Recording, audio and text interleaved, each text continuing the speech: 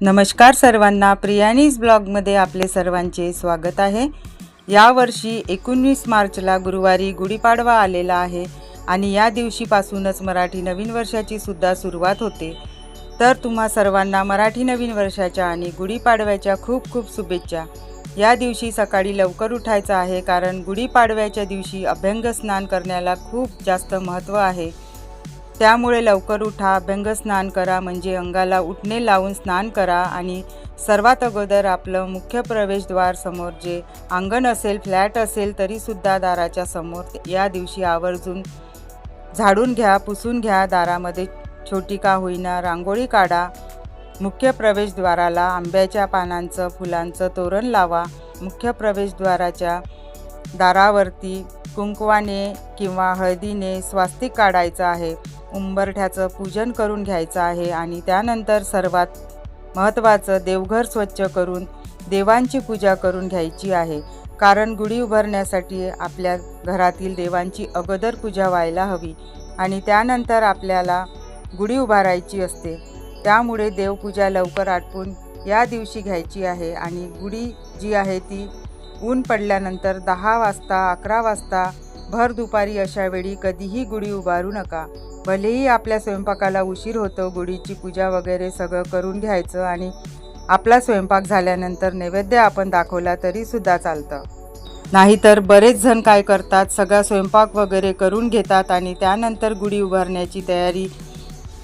तर असं करायचं नाही। गुढी ही जी आहे ना, जेव्हा सूर्य उदय होतो त्यावेळेस खरी तर उभारायची असते, पण त्यावेळेस शक्य नसेल तर कमीत कमी कोवळं ऊन असतं 8पर्यंत, 8:30पर्यंत, जास्तीत जास्त 9पर्यंत आपली गुढी जी आहे ना ती तुम्ही उभारून घ्या। गुढीची पूजा करून घ्या आणि स्वयंपाक वगैरे झाल्यानंतर दुपारी तुम्ही नैवेद्य दाखवला तरीसुद्धा चालतो। आणि सकाळी जेव्हा आपण पूजा करतो त्यावेळेला काय नैवेद्य दाखवायचा, गुढी कशी उभारायची, कोणता मंत्र म्हणायचा, ही सगळी माहिती पुढे मी तुमच्यासोबत शेअर करणार आहे। आणि बरेच जण म्हणतात की गुढी उभारण्यासाठी मुहूर्त कोणता आहे, वेळ कोणती आहे, तर गुढीपाडवा हा 3.5 मुहूर्तांपैकी एक आहे।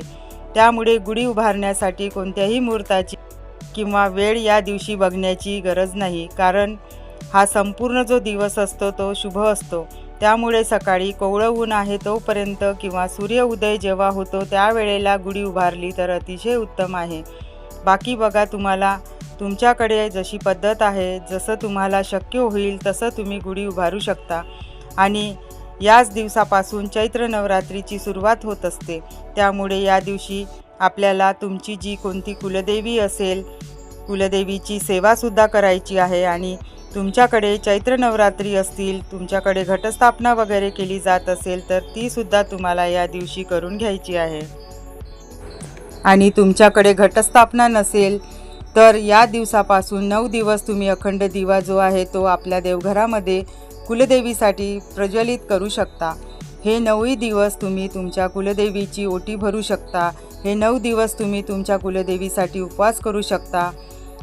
गुढी उभारण्यासाठी आपण ज्या ज्या वस्तू वापरत असतो त्या प्रत्येक वस्तूला एक विशेष महत्त्व आहे आणि त्या प्रत्येक वस्तूमागे शास्त्रीय कारणसुद्धा आहे। गुढी उभारण्यासाठी सर्वात महत्त्वाची आणि पहिली वस्तू लागते ती म्हणजे गुढीची काठी, ज्याला वेळूची काठीसुद्धा म्हटलं जातं। तर गुढीच्या काठीचे महत्त्व सांगायचे झाले तर ही भक्कम आधार म्हणून बघितली जाते। नंतर आपल्याला लागतात गुढीला नेसवण्यासाठी वस्त्र। हे जे वस्त्र आहे ना ते नवीन असावं, कोरं असावं। आजकाल आपण साड्या वगैरे नेसवतो तर त्याच साड्या आपण परिधान केलेल्या नसाव्यात, त्या साड्या कोऱ्या असाव्यात। गुढीला घातलेली साडी तुम्ही परत घालू शकता, पण तुम्ही वापरलेली, भलेही तुम्ही एकदा वापरलेली असेल अशी साडी कधीही गुढीला घालू नका। आणि शक्यतो गुढीला नेसवण्यासाठी जे वस्त्र आपण वापरतो, जी साडी आपण वापरतो ती शक्यतो पिवळ्या रंगाची, लाल किंवा केसरी रंगाची, गुलाबी रंगाची असावी।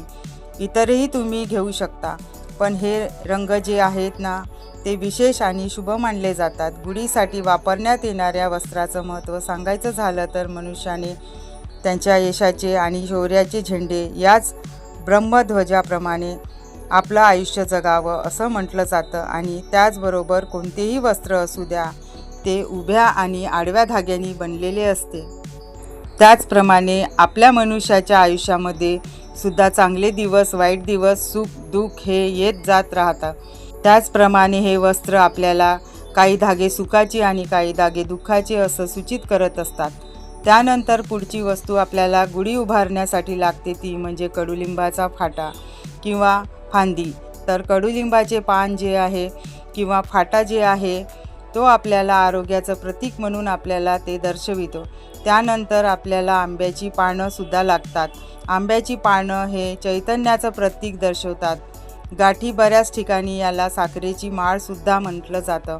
तर साखरेची माळ वापरण्याचं असं महत्त्व सांगितलं जातं की आपल्या सर्व नात्यांमध्ये गोडवा राहावा, आपले सर्व नातेसंबंध साखरेप्रमाणे मधुर असावेत असा एक संदेश या गाठीतून आपल्याला मिळतो.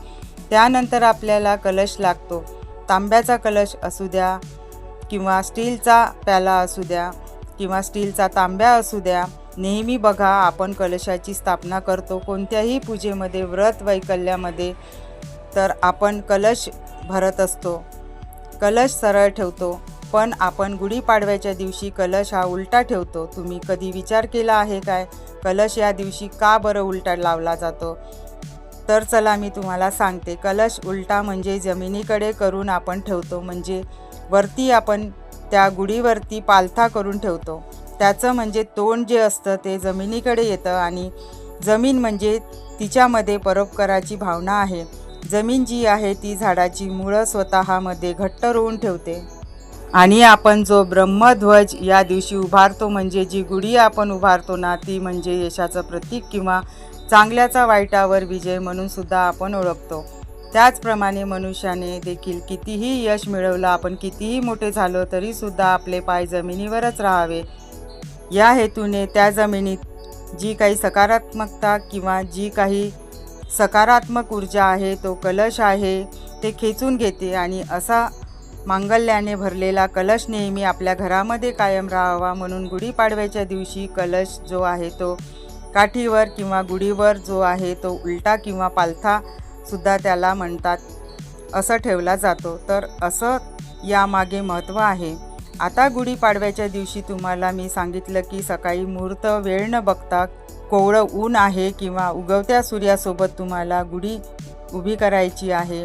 गुढी जी आहे तुम्ही जर तुमच्या घराच्या मुख्य प्रवेशद्वारामध्ये उभारणार असाल तर जेव्हा आपण बाहेरून आपल्या घरामध्ये प्रवेश करतो त्यावेळेला आपल्या उजव्या हाताला तुम्हाला गुढी उभारायची आहे किंवा बरेच जण आपल्या घरातून बाहेर जाताना उजव्या हाताला गुढी उभारतात. तर तुम्ही तसंही करू शकता. शक्यतो आम्ही जे आहेत जेव्हा बाहेरून आपल्या घरामध्ये येतो तो आपला जो उजवा हात येतो तर त्या साईडलाच आम्ही गुढी बांधतो. बाकी शेवटी बघा तुमची मर्जी. जिथे आपण गुढी उभारणार आहोत ती जागा स्वच्छ करून घ्यायची. त्या जागी हळदीचं लेपन करून घेतलं तर अतिशय उत्तम. त्या जागी रांगोळी काढायची. हळदीचं लेपन नाही केलं तरी छोटीशी रांगोळी काढायची, हळदी कुंकू अर्पण करायचं, त्यावर एखादा छोटासा पाट किंवा एखादा छोटासा चौरंग ठेवायचा आहे आणि त्यानंतर सुद्धा तुम्हाला रांगोळी काढायची आहे किंवा एखादं वस्त्र अंथरून घ्यायचं आहे. खाली थोडेसे तांदूळ टाकायचे आहे, त्याच्यावर थोडंसं हळद कुंकू अर्पण करायचं आहे आणि जी काठी आहे वेळूची ती स्वतः पुसून तेल लावून घ्यायची आहे.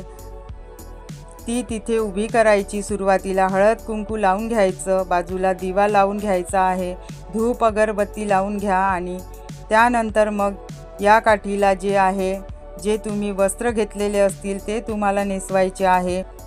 ते वस्त्र नेसवल्यानंतर त्यावरती तो कलश ठेवण्यापूर्वी त्या कलशाला 5 उभ्या रेषा ओढून घ्यायच्या. त्या कलशावर कुंकवाने स्वास्तिकसुद्धा तुम्हाला काढून घ्यायचा आहे.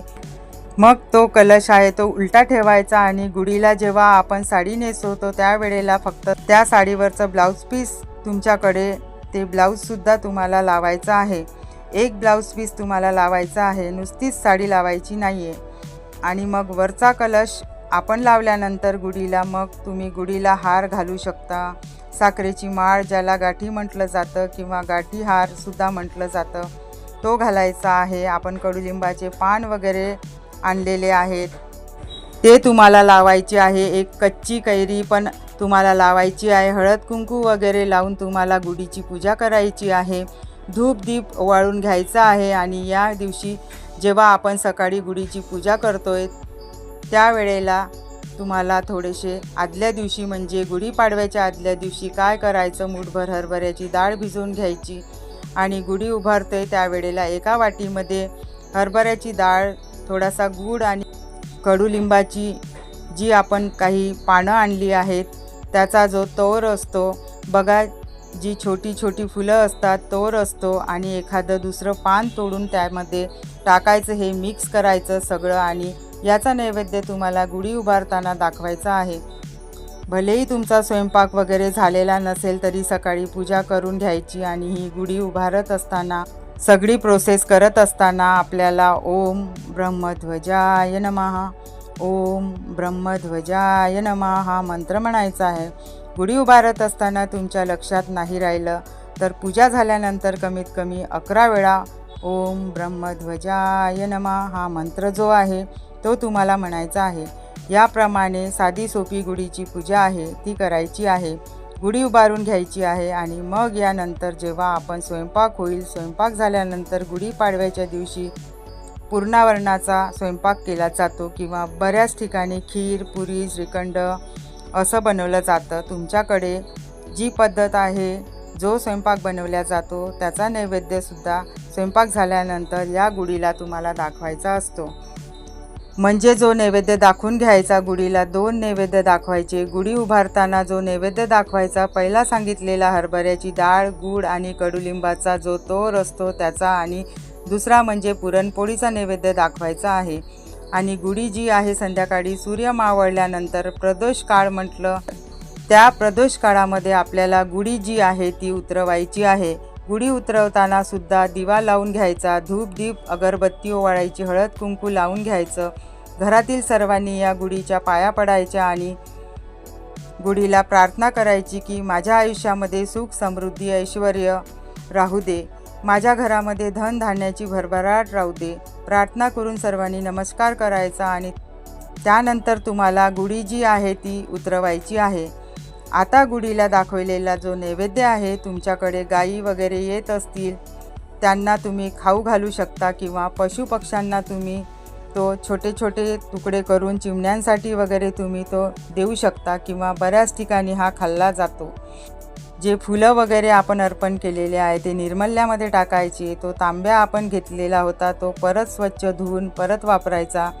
साडी जी आहे ती तुम्हाला वापरायची असेल तर तुम्ही वापरू शकता किंवा तुम्हाला असाच सणवाराला वापरायची असेल तर तसंही तुम्ही करू शकता। किंवा कडुलिंबाची जी पानं आहे ती तुम्ही तुमचं जे धान्य असतं वर्षभरातलं त्याच्यामध्ये टाकून ठेवू शकता। याच्यामुळे कीड वगैरे लागत नाही। आपल्या तिजोरीमध्ये यातले काही पानं ठेवायचे असं म्हटलं जातं, यामुळे कधीच आपल्याला धनाची कमतरता पडत नाही। माता लक्ष्मीची आपल्यावर कृपा राहते, आपली तिजोरी जी आहे ती नेहमी भरलेली राहते असा एक भाव आहे, अशी एक श्रद्धा आहे। आणि जर का तुमचं नवीन लग्न झालेलं आहे, तुमचा हा पहिला सण आहे, तर अशा वेळेला तुम्ही व्हिडिओमध्ये ऐकून किंवा गुगलवर वाचून हा सण साजरा करू नका किंवा गुढी उभारू नका। तुमच्या घरातील जी मोठी मंडळी आहे त्यांना तुम्ही विचारा, तुमच्या घराण्यातील ज्या रूढी परंपरा असेल त्याप्रमाणे तुम्ही गुढी उभारू शकता। तर आजचा हा व्हिडिओ कसा वाटला कमेंटमध्ये नक्की सांगा। व्हिडिओ आवडला असल्यास व्हिडिओला लाईक, शेअर आणि सबस्क्राईब नक्की करा। ऑल प्रेस करायला विसरू नका, म्हणजे माझे येणारे प्रत्येक व्हिडिओ तुम्हाला बघायला मिळेल। चला तर मग भेटूया नेक्स्ट व्हिडिओमध्ये।